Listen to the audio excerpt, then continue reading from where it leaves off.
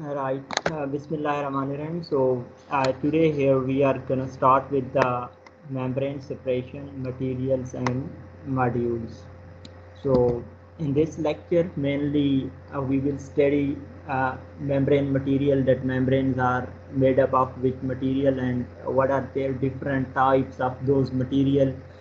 Mainly we will be talking about polymeric materials because a lot of membranes are made up of those material. We classify various polymer into based on different criteria. So hopefully all those will be discussed in detail. And then next part of this lecture is about membrane modules and synthesis. That either membranes are installed in the form of sheets or some other structures, and how those membranes are synthesized. So I think this is combined lecture. Like I think it will be covered because a lot of contents are there. Hopefully in two lectures. But today I will try to just finish first part, which is membrane material and their types. So when we look at the membrane, their history, so that is divided into like before 1930 and then after 1930. So membranes, as you have already seen somewhere at the start of the chapter, that membranes were available like around 100 years ago, and that consists of like the start of 1900 something. So in that time, these membranes were usually synthesized from some natural polymers, and those include like cellulose and rubber. So these cellular and rubber, they were obtained majorly from the plants, and they were used to synthesize membrane. But because these were like obtained from the natural plants, and they were already like in some specific shape, we can just change them or make a specific sheet or module. But due to this, their applications were very limited. But after 1930, then with the development of reactions of in polymer synthesis, and those include like condensation reaction. Hopefully you remember somewhere from FSC that condensation reactions are those reactions in which water is produced. So two chemical reacts and they form a one monomer of polymer, and then later those monomer join together and make a polymer. So during that reaction, if water is produced, so those are called condensation reaction. So you can just later answer if you are looking for some specific example of condensation polymer, that it is produced from two specific like other chemicals, and when those two chemicals react, water will be released along with the production of monomer, and then those monomer join and make polymer. So otherwise the other part is, for example, if monomer already exists, then you can go with any of the polymeric reactions, and those are like free radical or ion catalyzed addition chain reaction. Hopefully you have some idea about these reaction, what kind of reaction are these, like free radical and ion catalyzed. But if interested in chemistry, just look for those only. For example, you know that polyethylene, we have ethylene, and ethylene is like one monomer that can be joined to produce polyethylene. So that is one which is already existing in the nature, because ethylene is obtained usually from petrochemical industry. But in condensation reaction, usually you have two other chemical, they react and make something new, which acts as a monomer of new polymer. So when we look at this synthetic polymer, already you also have idea about these things, that they are sometimes linear long chain polymer. For example, this polyethylene, you know the molecule of ethylene. So if you can keep on joining them together, and you can make a linear in one line, like molecules are just joined together. And sometimes there are branch chains.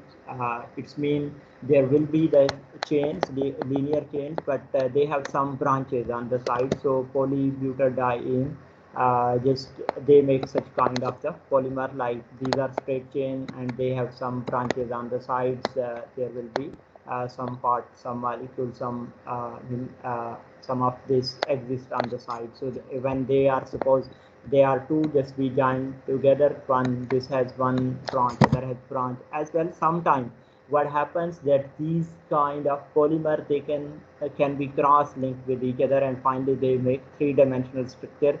This is two-dimensional, like in a like one dimension, but later on what you can do, for example, if you have such kind of branch chain polymer, you can bring another chain and can connect with this, and then so on. If you can keep on joining them together, I mean multiple chains are connected together and they make networks, which we call like three-dimensional cross-link structure. So this is typical of condensation polymer. For example, here you have phenol and formaldehyde. If you just react them, they will produce water molecule and they will give you one monomer, which can then join together in a cross-linked three-dimensional way.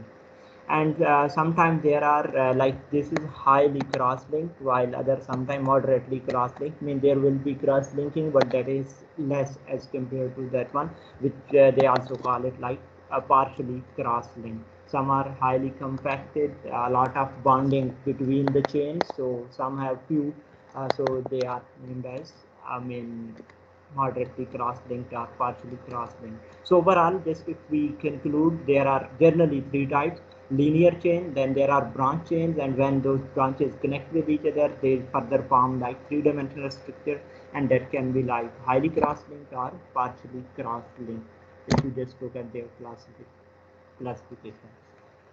So already also you are aware about these terms, I think, thermoplastic and thermosetting polymer. So thermoplastic polymer are those polymer, they are usually linear chain polymer, and when we heat them up, they soften, they can be melted, and they are also soluble in organic solvent. So thermoplastic polymer are those polymers which, when you increase their temperature, when you heat them up, they can be softened and finally they can be melted. So they have another characteristic that they can also be dissolved in organic solvent, and they are usually like these linear chain polymer. So while on the other hand, when you look at cross-linked and highly cross-linked polymer especially, so they are called thermosetting polymer. And thermosetting polymers are those polymers which, when you heat them up, they don't soften, they don't melt. If you will keep on increasing the temperature to keep on heating them, finally you will reach to some such I mean condition that they will decompose. They will be broken down. They will be just like separated into the various monomers or various parts, but they didn't melt, they didn't soften, and they are also not soluble in organic solvent. Maybe you remember them somewhere. Maybe you studied that some polymer, they can be like recycled and other cannot be recycled. So these kind of thermosetting polymer are those which are difficult to like recycle, while thermoplastic can be recycled because we can dissolve them in organic solvent, and when you will dissolve them, you can just get separated those monomer from organic solvent, and again monomer can be like used to synthesize the polymer. So this is an other classification of polymer. If somewhere written thermoplastic or thermosetting, so you should know that what does it mean.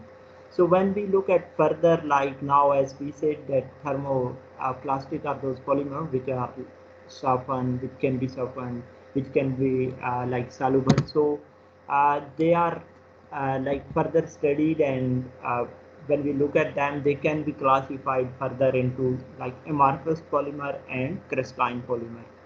So amorphous, as its name indicate, that something amorphous, something A is for none, and amorphous shape, anything which does not have some specific shape. Here shape mean arrangement. So amorphous like is that kind of polymer which does not have some specific arrangement of the molecule or the chains inside the structure, and they usually have appearance like a glass. So they are called like amorphous polymer. They lack crystalline structure. Crystalline structure means specific arrangement of chains of these monomers which are joined together and then finally give you the polymer. So other crystalline, so that is that kind of polymer which has usually a specific arrangement of the chains inside, and they are usually opaque.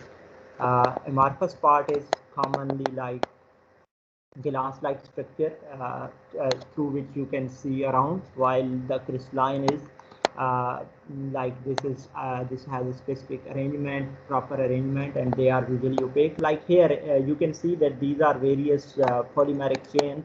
Like some parts, you can see that they have a specific arrangement. Like here in this part, and you can definitely observe that when there is a proper arrangement, we call them crystalline regions. Crystal, for example, I think you know, like when we look at these sugar crystals, some other salts crystals, so they have some specific shape, specific arrangement. But if you have something powder of some other material which does not have some specific shape of those crystals, so that they are called actually amorphous. So here, when chains are not properly arranged, so they are just randomly scattered inside the structure, so that is called amorphous region. So when we will have amorphous region, here you can see that amorphous polymer look like this, which are quite transparent. I mean, like they look like somehow like glass, while on the other end, if there will be like crystalline polymer, pure crystalline polymer, they will be totally opaque. But most of the time when we have polymers, they are not uh, fully crystalline, so they contain some part amorphity. Due to this, they are usually referred as semi-crystalline. For example, these kind of bottles you can see around, like when we take this water, when you drink the water, these PET bottles, polyethylene terephthalate, so that is transparent, you can see through. For example, some other maybe when you see at those, so they are not transparent, so they are actually crystalline polymer, and due to this reason they are opaque. Right.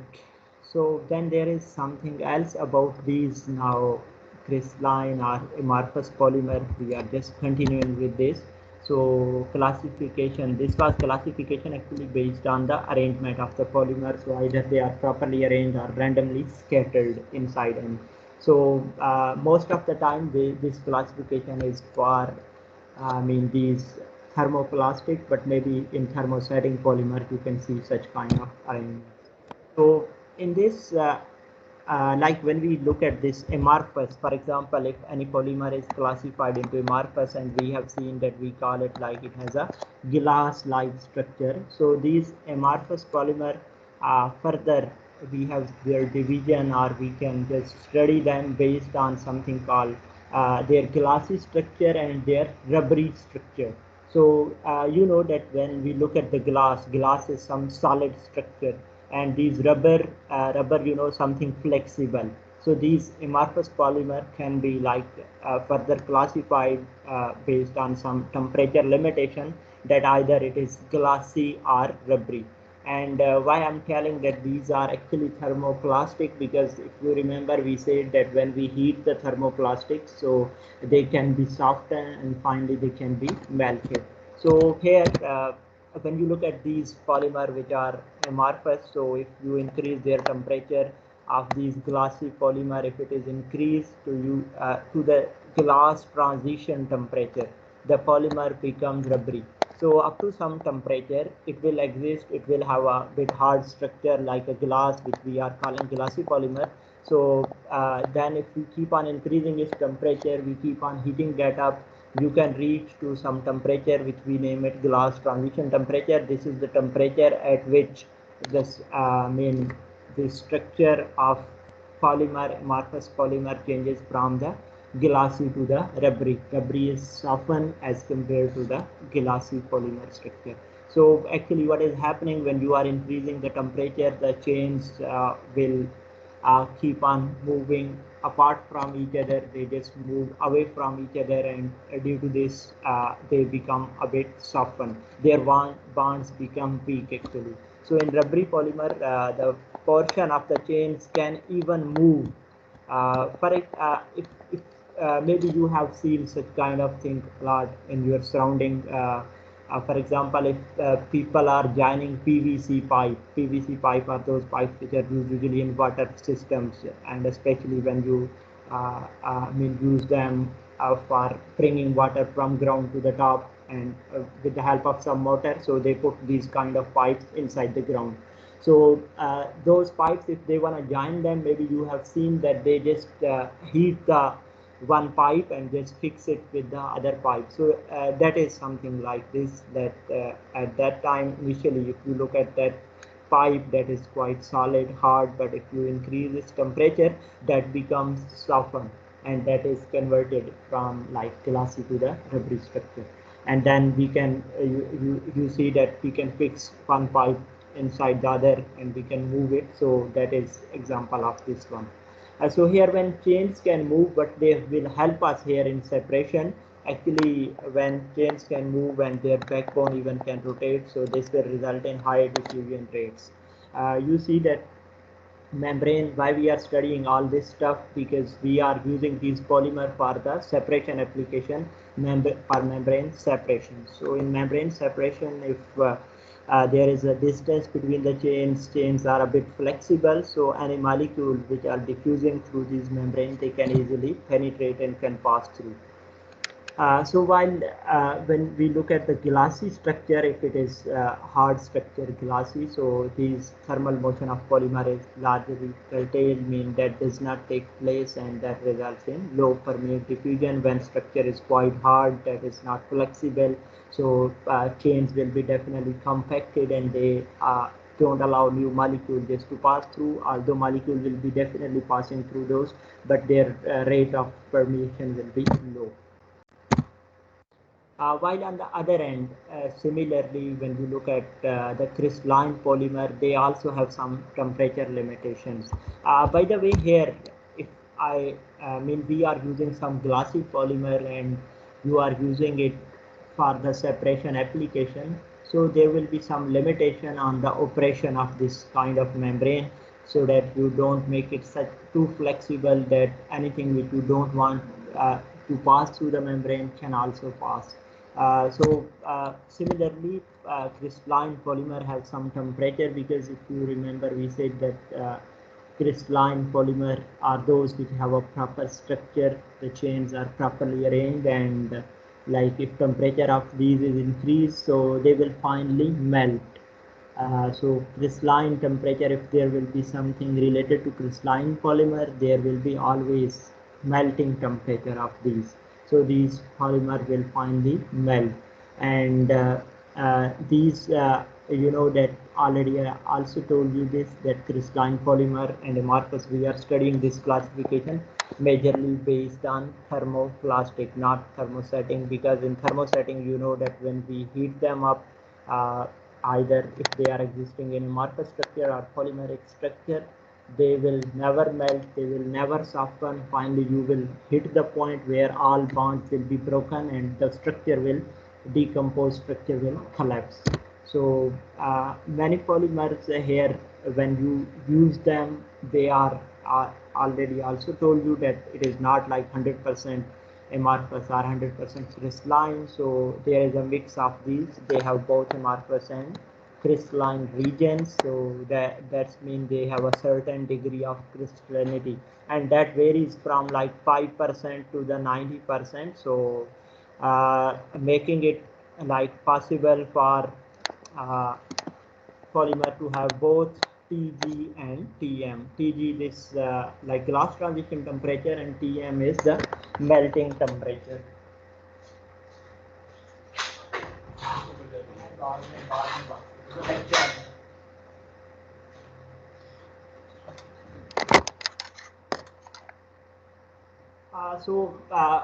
It's been when you are using some polymer and for membrane, and it has a like glassy polymer. So you know we have seen that glassy polymer have two region, either structure as a glass or the rubber, so they can be operated either below Tg. Tg is glass transition temperature, and if your temperature is suppose below Tg, it will have hard structure like a glass, and when later if you increase or go just beyond this temperature, you will be transitioned to the rubbery side, in which the structure is flexible.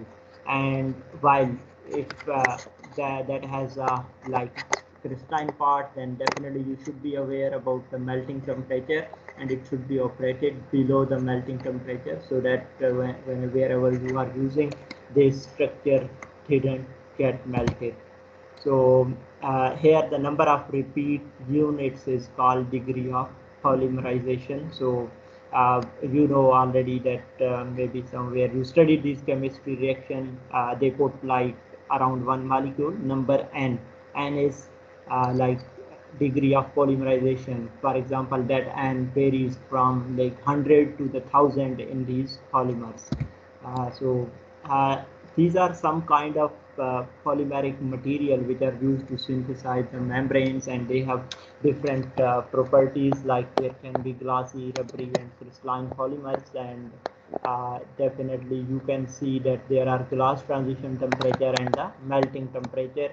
As we have seen that melting temperature is the characteristics of crystalline polymer. So wherever there is a like crystalline polymer, you should know about the melting temperature so that you know the limitation of use of this membrane for some specific application. Similarly, here there are only two crystalline which are given here. Their temperatures are given, 3 at the top is also there, and other are like rubbery or the glassy, so their glass transition temperature will be provided. So I will advise you just there is a quick discussion of 1.5 page like in your textbook. They have told their various characteristics that this kind of polymer, suppose when you are using, either it will give you the thermoplastic or thermosetting, and which kind of structure, either a crystalline or rubbery, and in which condition it can be used and can help you for some specific separation. So kindly just read that quickly once. So here the important thing to note down is like these operating temperature. For example, like this or this, these will be our limitation for the operating temperature if we are using these materials for some specific application. Like if you wanna use or you are going for some specific separation, and but the temperature of your system is beyond, for example, this here we have 275 degrees C. After this aromatic polyamide polymer will melt, so you have to operate it below this temperature. So if you just synthesize the membrane with this specific material, it will not be good in that separation because it can find the melt. So due to this reason, whenever we are going to select the material, we have to look first of all their temperature operating limitation as well. Later we will see that that material which you are going to select should have some specific characteristics, specific properties regarding the solubility or diffusivity of various molecules which you want to separate. So these are two characteristics based on which materials are selected. First, like selectivity for some specific component which you want to separate from the mixture, and other is this operation temperature limitation. Let's say we have a binary chemical mixture, and if you want to separate with the help of polymeric membrane, so it must possess high permeance and high permeance ratio for two components being separated. Let's look what is this permeance, or what is permeance mean, and then definitely the ratio between the permeance of those both components will be called as permeance ratio. So we call it like it should be high when you are going for some specific separation, you are going to select some molecule. So permeance for a given species which are diffusing through a membrane of some specific thickness, so that is treated something analogous to the mass transfer coefficient. So you can define it permeance as a flow rate of any species per unit cross sectional area and per unit driving force. I mean, this is permeance. When you have to calculate permeance, you should know the flow rate of some specific species, cross-sectional area of the membrane through which those material will be flowing as well. We should be aware about the driving force, how much driving force is, and driving force is usually either in the form of concentration or partial pressure of that component. So here is the equation to calculate like molar transmembrane flux. If we are looking for flux through the membrane, transmembrane, like flow rate per unit cross-sectional area of the membrane of any species, that is equal to this like permeability per unit thickness of the membrane material into the driving force, and this actually permeability divided by thickness, that is called permeance. So it is like flux here is equal to the permeance multiplied by the driving force. So this mentioned here PMI bar, there is a bar on this, so this is permeance, and this LM here is for the membrane thickness, and PMI is the permeability of any specific component through that membrane material. So this permeability, definitely we get it from the literature. So that is the fundamental property of some membrane material, that how much permeability of any specific species through this membrane is, and that will vary if you will just change either that component which you want to pass through the membrane, or if you just change the material of the membrane, so it will vary. So permeance, overall, as I said, that permeance is like the ratio of permeability of the membrane to the thickness. So permeance depend upon the specific thickness of the membrane material. So because this is ratio between the permeability, first of all, permeability is material dependent. So the other thing, this permeance is related to the thickness. As we have seen in the last slide, that when you are going to separate a binary mixture, it should have high permeance.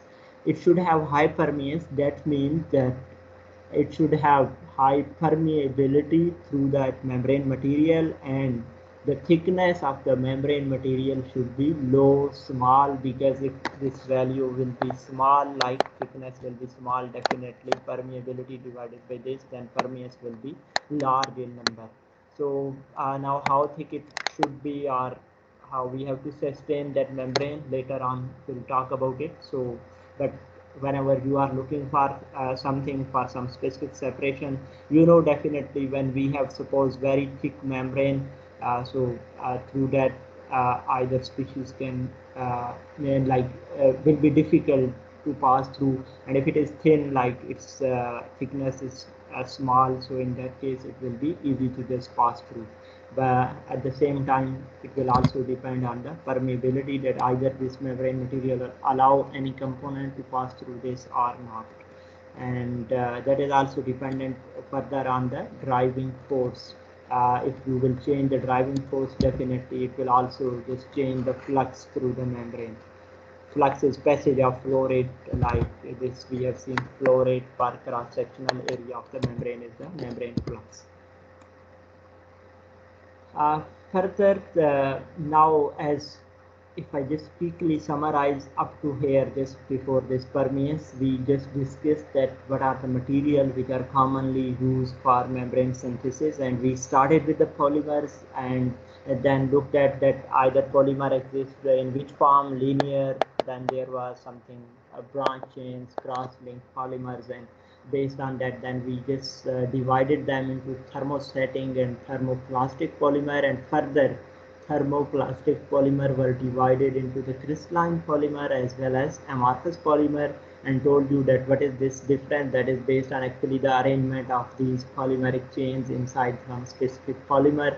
So all polymer, when they exist, they are not completely crystalline or completely amorphous. They usually have a mix of these, and based on that their look change, like if amorphous part is large, so that will be quite transparent, and if crystalline part is large, so then it will be opaque structure.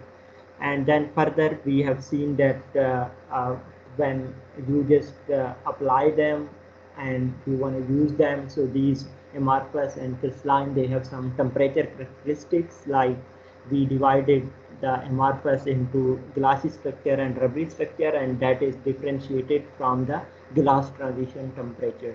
And then in crystalline polymer, they have some characteristic, we call it the melting temperature.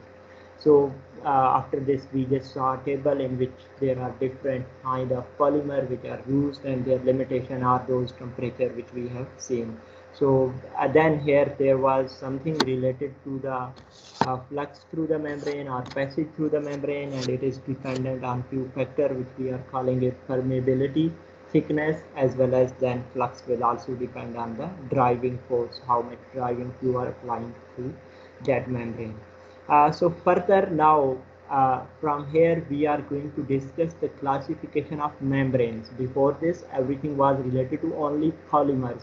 Now it is related to membranes. So the first classification here is the dense and porous membrane. And dense are also called non-porous membrane. Like you can say here, non-porous and porous membrane. So these polymeric membrane, which we have seen different type of polymer and classification, they can be characterized as porous and non-porous. First, let's look at what are these dense or non-porous membrane.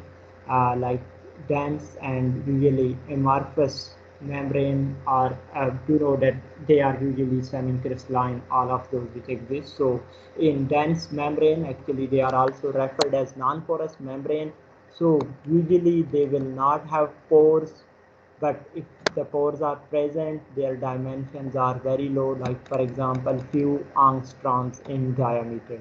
And this is a very small pore, like 10 angstrom. You know that it is 10 raised power minus 10 meter.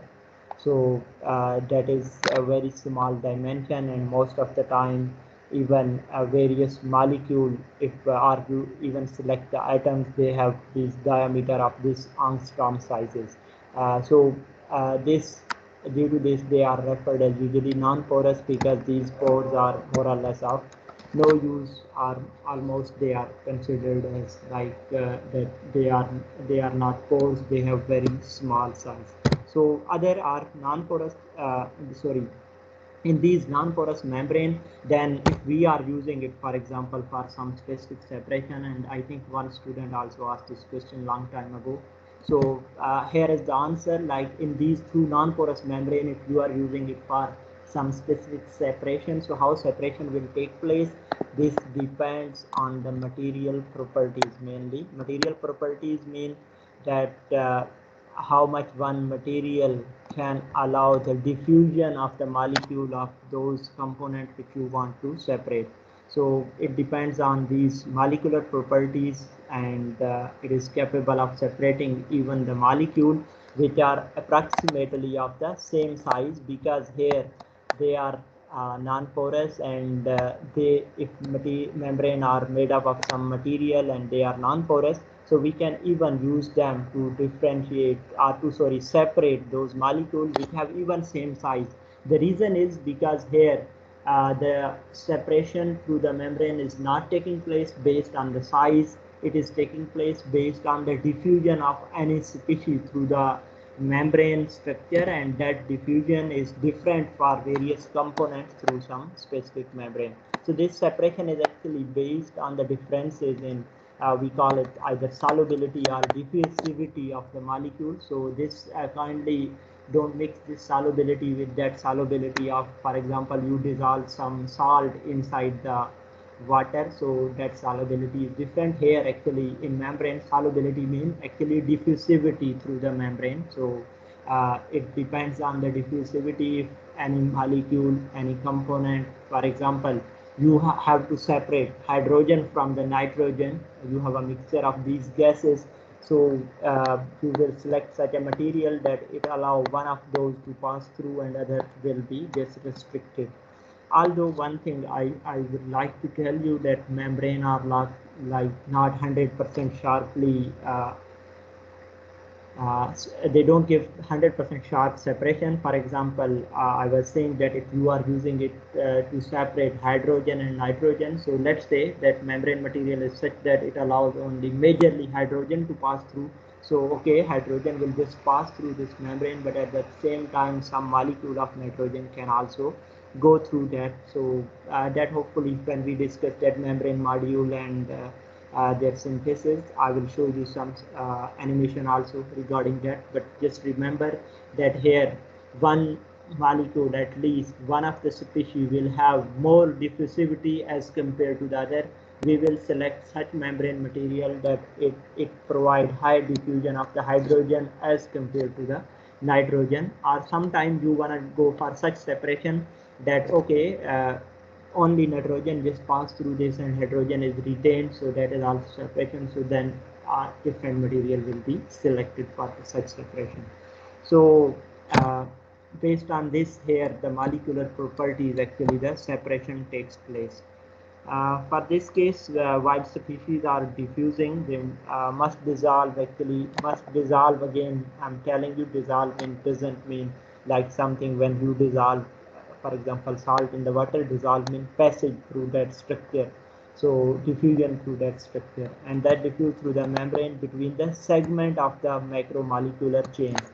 For example, if you remember when we were looking at the amorphous and polymeric structure, just see here, if any molecule just want to penetrate through these structures, so maybe that molecule will start passing through this passage between these chains, and then if it reach to this structure, and here you can see some spaces between the chains, there will be some spaces between these chains, and through these chains those molecules can diffuse or can pass through. So these are not pores, there are very small spaces between the chains, so which he also mentioned, like you can say that they are of angstrom size. So through those, these molecules keep on diffusing along the segments of these macro large size molecular chains.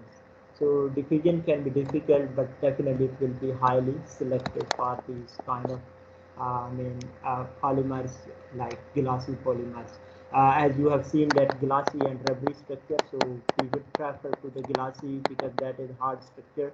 But if you remember that when we switched or we just jumped above glass transition temperature, the structure got turned into the rubbery, and it was mentioned that rubbery structure is quite flexible, and through that diffusion increases.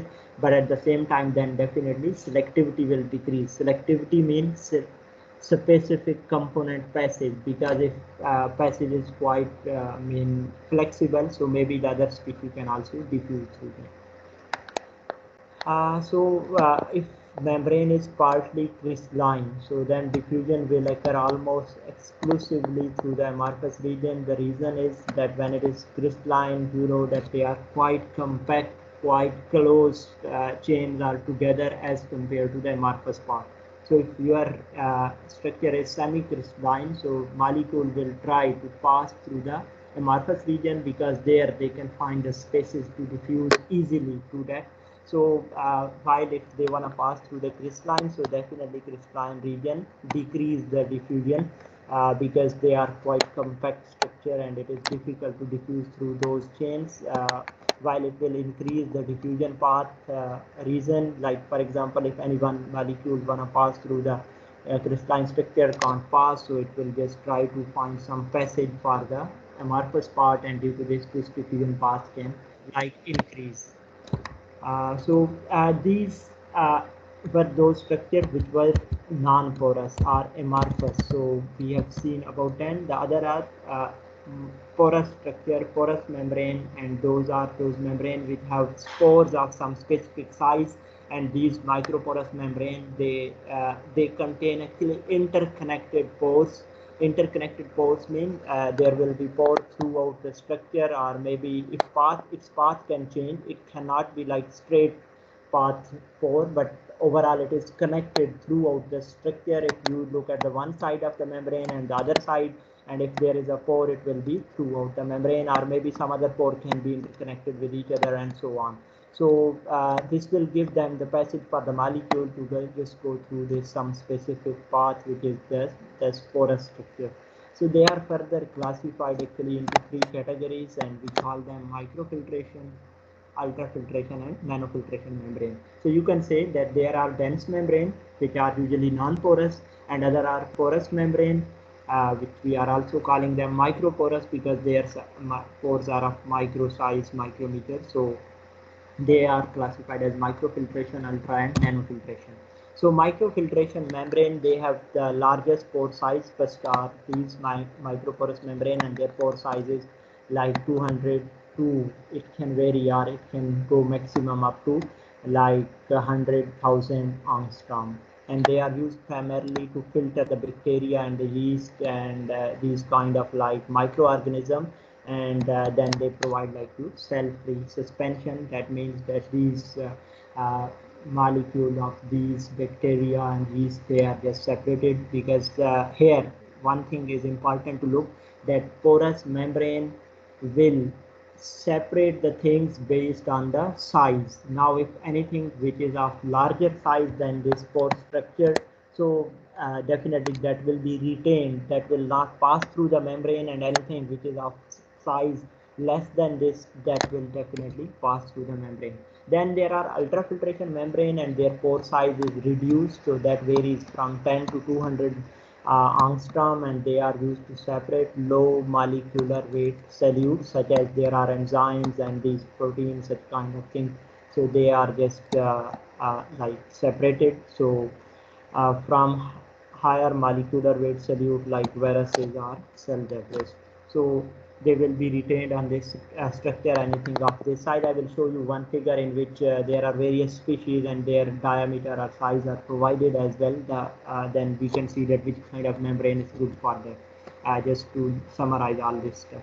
So then there are the nanofiltration membrane, and their pore size varies from 1 to the 10 angstrom. So they can retain even smaller molecules. Most of things are just retained on their surface. So nanofiltration membrane are also used for reverse osmosis. Maybe you know about this technique, that reverse osmosis is the technique used for cleaning of water, even seawater, which contain a lot of species, and various pollutants. So as well, this is also used in for evaporation application, because this has very small pore size, and most of the things can be retained only. For example, if we are using it for reverse osmosis, water molecules will pass, and maybe anything of that size or a small size that can pass through this. Otherwise, everything will be retained on the surface of the membrane.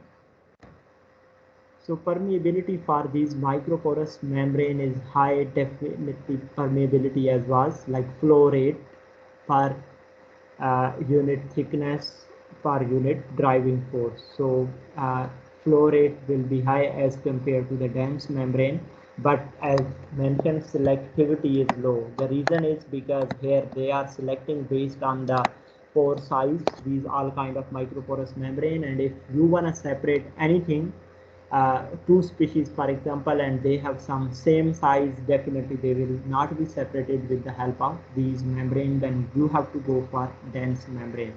But definitely through these membrane, permeance flow rate is high, because we have some defined passage in the form of pores through the membrane, and they can easily pass through those. While in non-porous, they have to go for diffusion through the membrane structure. That is difficult. Here defined path is there, there is not defined path. So pore size distribution can be variable and broad, like as we have seen. You can see here there are the range of the pore size.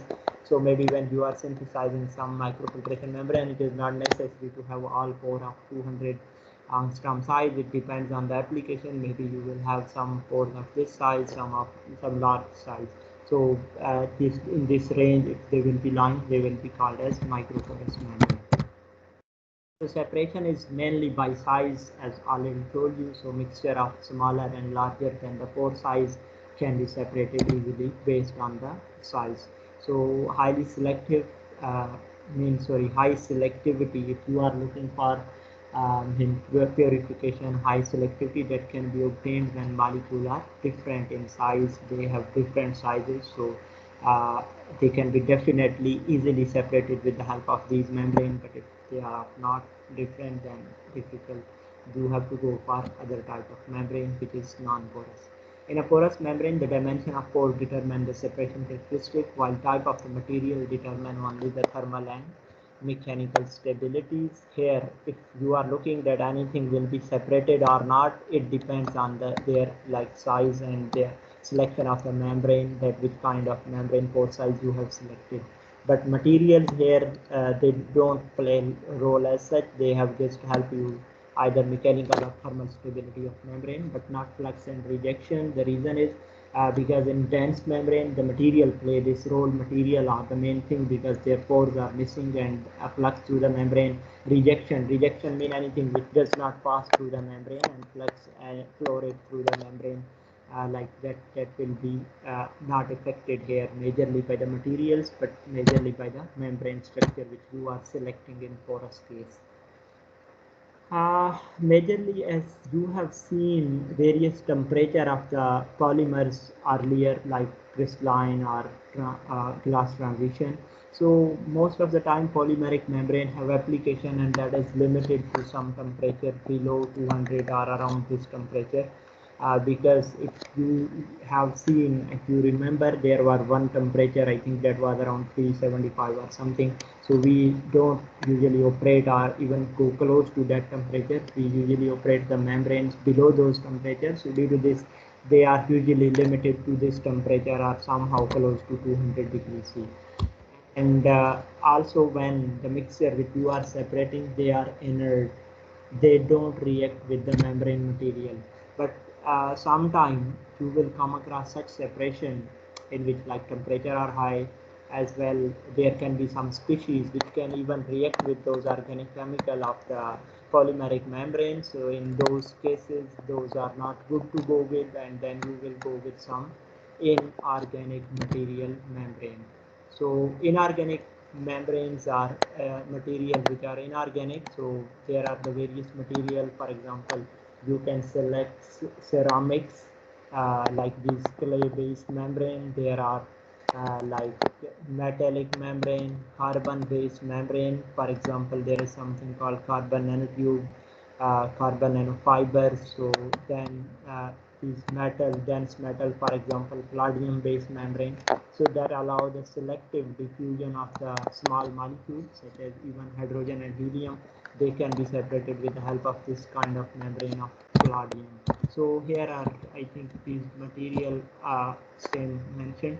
Like you can have a microporous membrane of alpha aluminum tube, microporous membrane of glass tube, then silica hollow fiber, porous ceramic membrane, zirconium membrane. So they can be in both, like either those membrane of microporous structure or the dense structure. So extremely fine pores they have, like they can be up to even less than 10 angstrom. And when you have such fine pores, if you are using porous membrane, and these are even very small, so they can be used to even separate gas mixture. Because in the gas molecule, for example, you want to separate hydrogen from CO2, so they can have different uh, molecular size, and if one of those can pass through this, another will be just retained if you are operating them at very high temperature.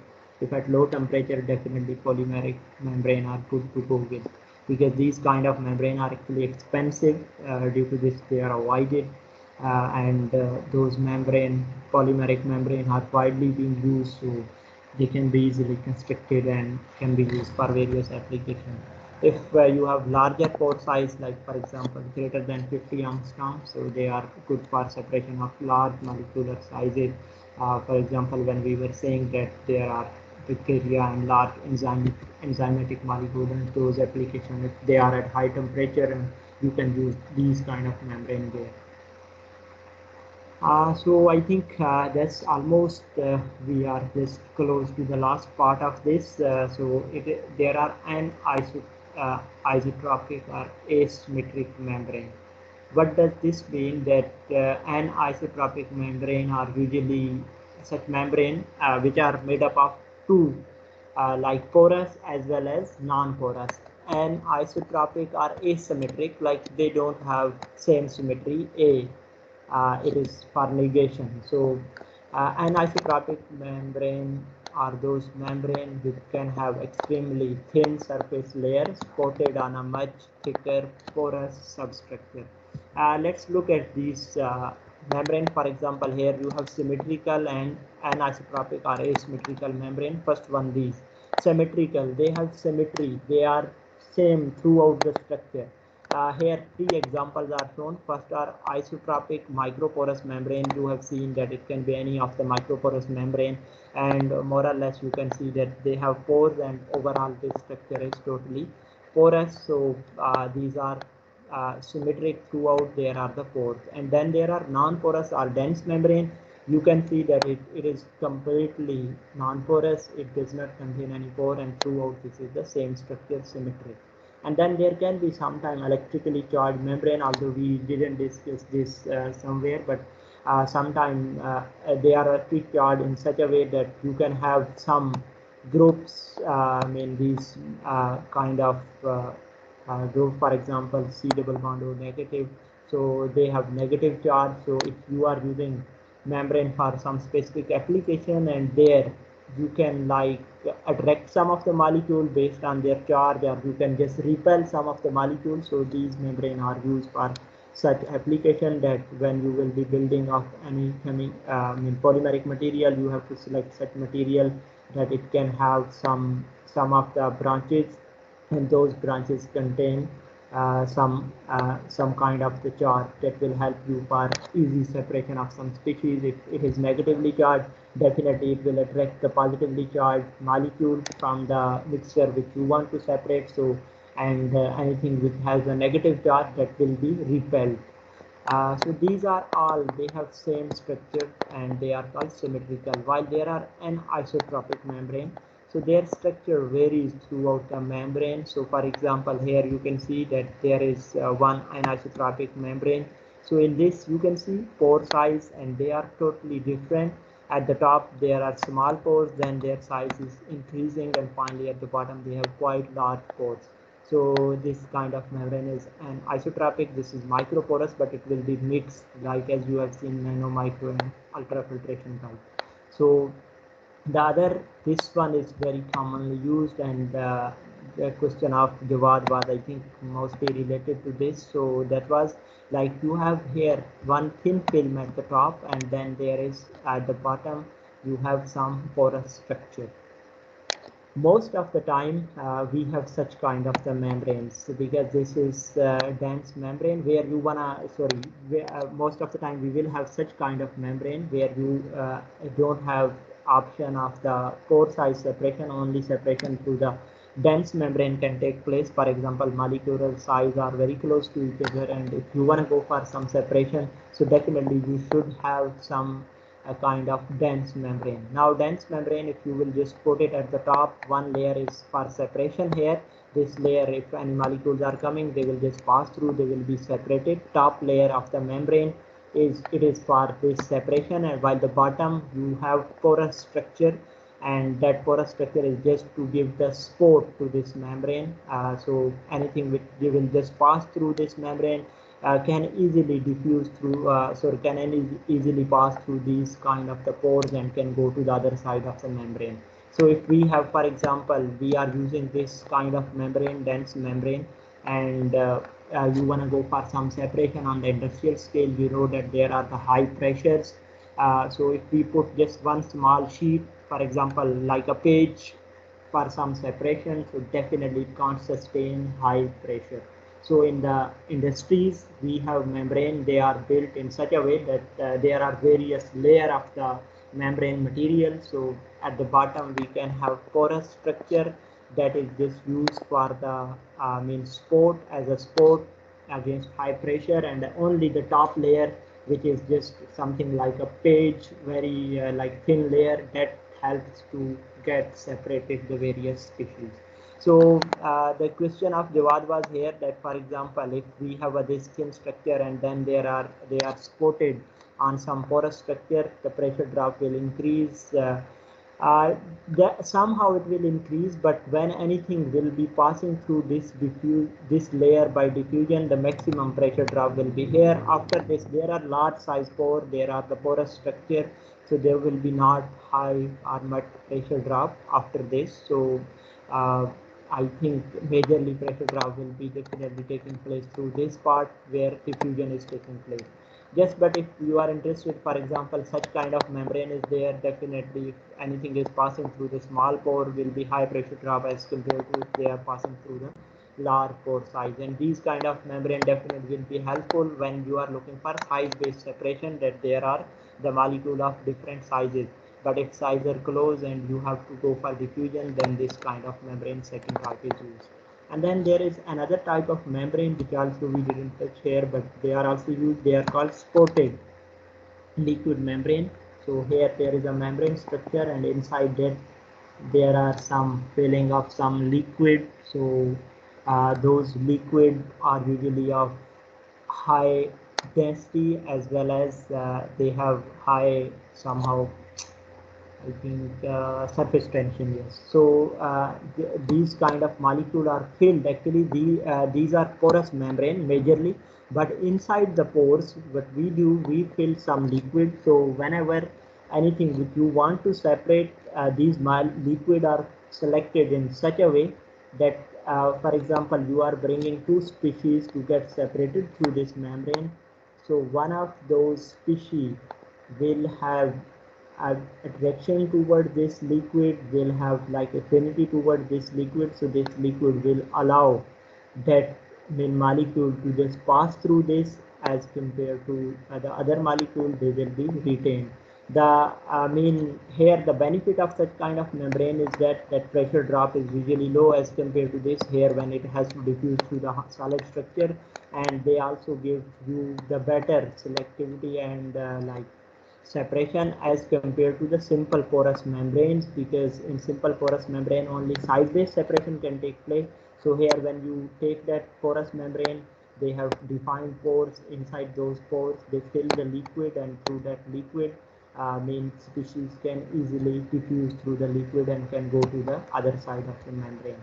So these liquid, they are usually called ionic liquid. So maybe you can just search what are ionic liquid. They are usually filled inside the membrane, and they are used for various applications. So we are just gonna stop just to conclude all this discussion. For example, you are using these membrane for some uh, water molecule or water purification. So initially you can see here at the bottom scale, there are the pore diameter, like they are ranging from 1 angstrom up to the 100 microliter.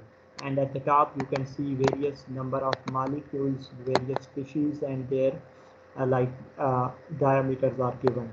So for example here, initially when we look at such kind of plants which are water treatment plants, so they have actually various stages for the separation. I think in next year we will have some lab regarding here environmental engineering. So in that there is I think equipment related to this, in which you are told like there are various stages for the water purification.